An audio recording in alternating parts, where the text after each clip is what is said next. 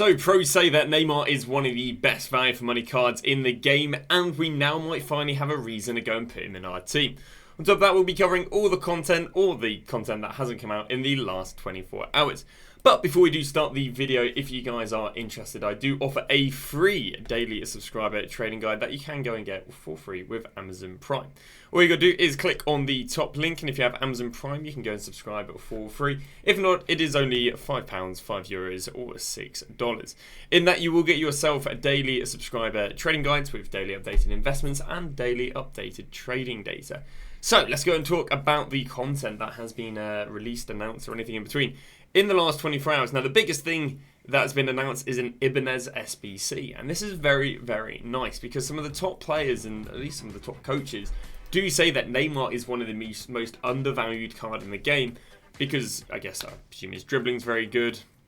I'm not quite sure what else in it, but again, I've seen multiple people who are, again, top coaches saying that Neymar's very undervalued. Obviously, pros aren't using these cards because they're too expensive, but yeah, he's basically very undervalued. And the reason he is really undervalued is because you're not able to link him into a top-tier team.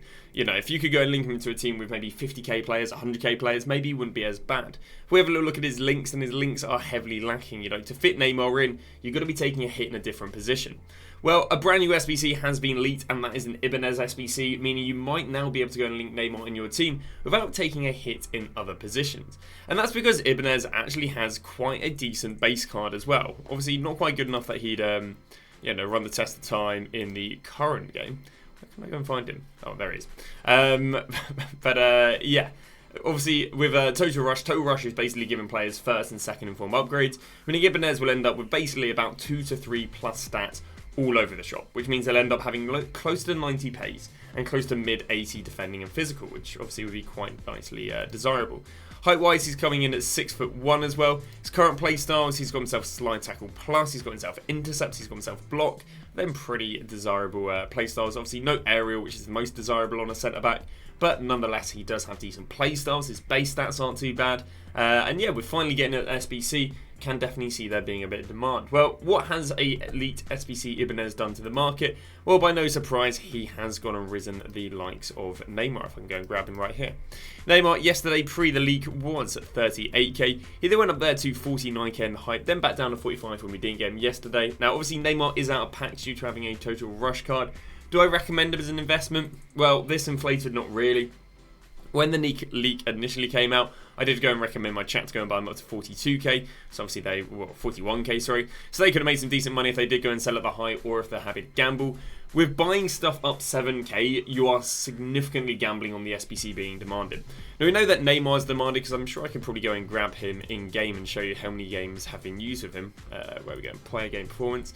And again, you got to remember that the amount of games being used with him probably is significantly lower because he's in the Saudi League than if he wasn't in the Saudi League. As you can see, he is in the top 20 most used players, and that's arguably with not many good links, which means if you go and give him good links, he can be a significantly more desirable player. So we know that the demand for Neymar is there. It's just, is there going to go and be demand for Ibanez? And I think this is going to be completely subjective on what are his upgrades, what is his, new playstyles, if that's probably going to be a minor playstyle because he's already got a major playstyle, and how much is he? You know, like if Ibanez comes out at 200k, well, I can see that Neymar going down because I can't see him being that demanded at 200k.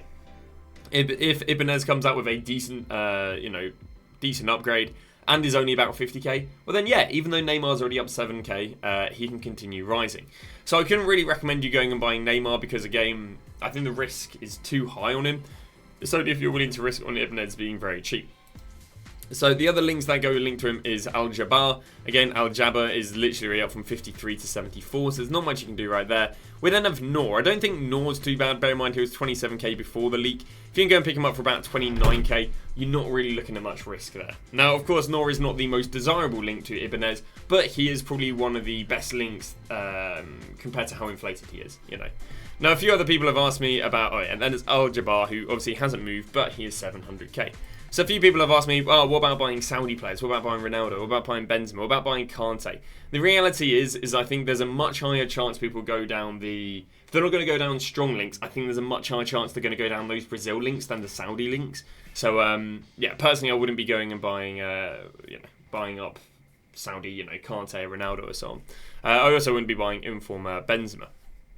yeah, I'd say they'll probably go down the Brazilian link. But I also wouldn't go and buy Brazilians for him because, again, if I was going to buy anything, I just want to basically buy Nor, who's non-inflated, or take the gamble on Neymar. But if he does come out on 50k, you can literally go and buy Neymar at 47k, and he'll still do well, especially having a rise after Div Rivals.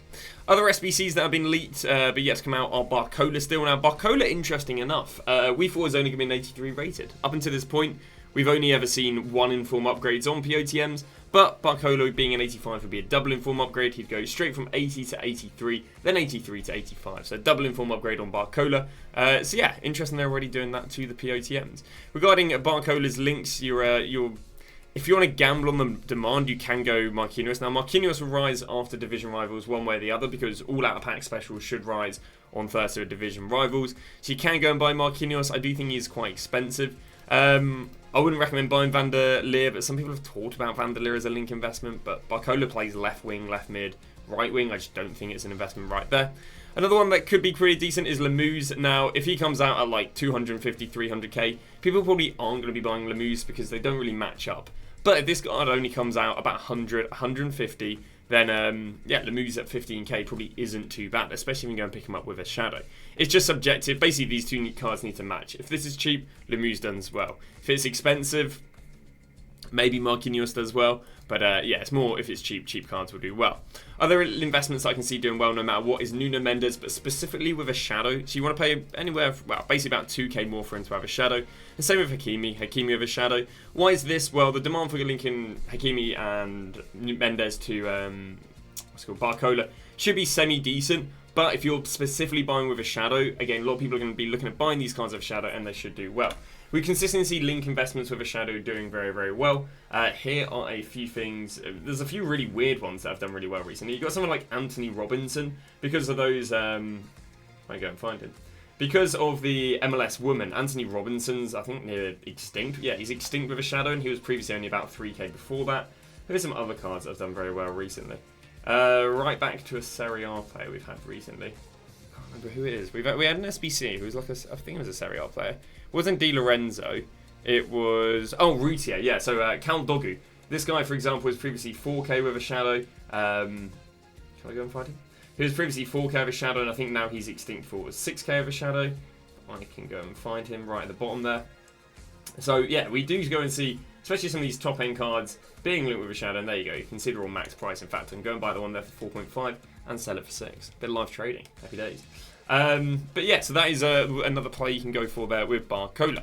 So those are the SBCs that are leaked. We're now going to talk a little bit about the promos that seems to be leaked for next week, although I don't really want to be...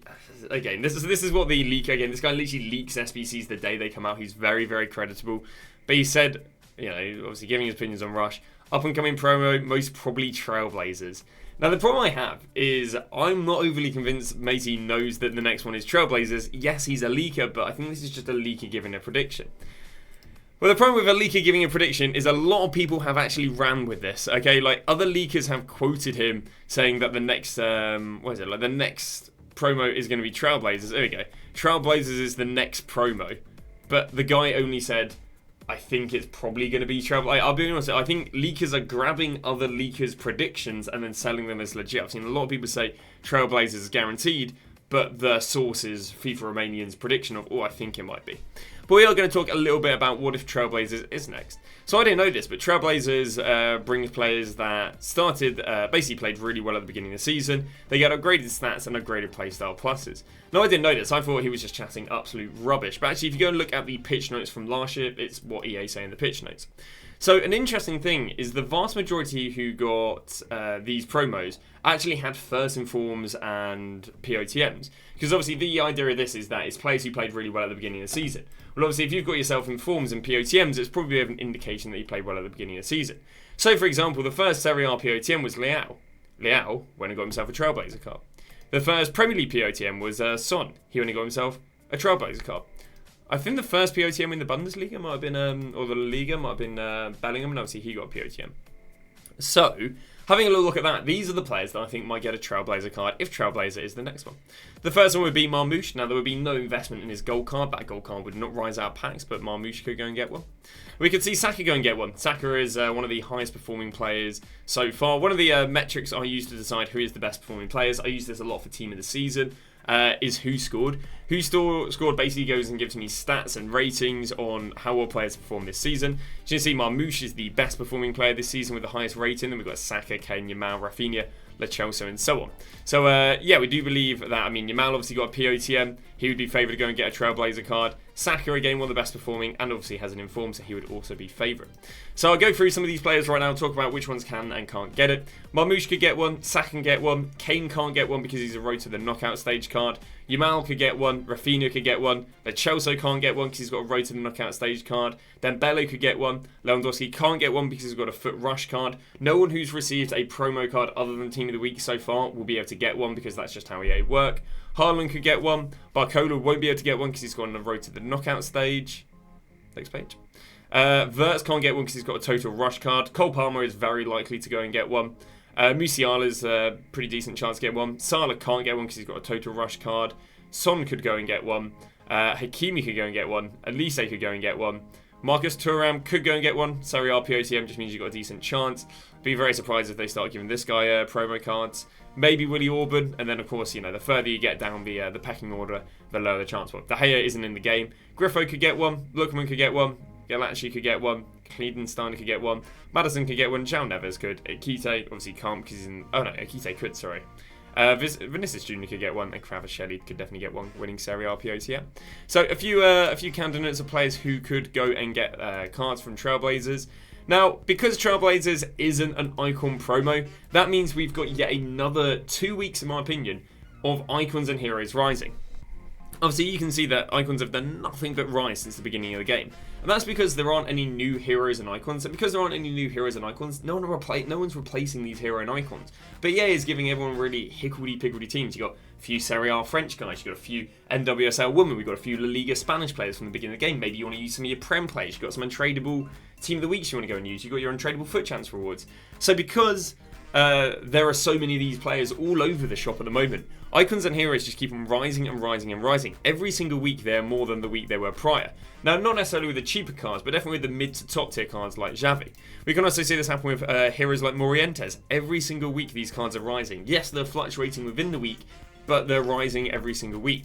And if we go and get ourselves Trailblazers, that is another 2 weeks where heroes and icons are going to go and rise. So talk a little bit about some more... Heroes and icons arise unless we start getting these. Now, previously, we thought these cards were like Champions League flashbacks.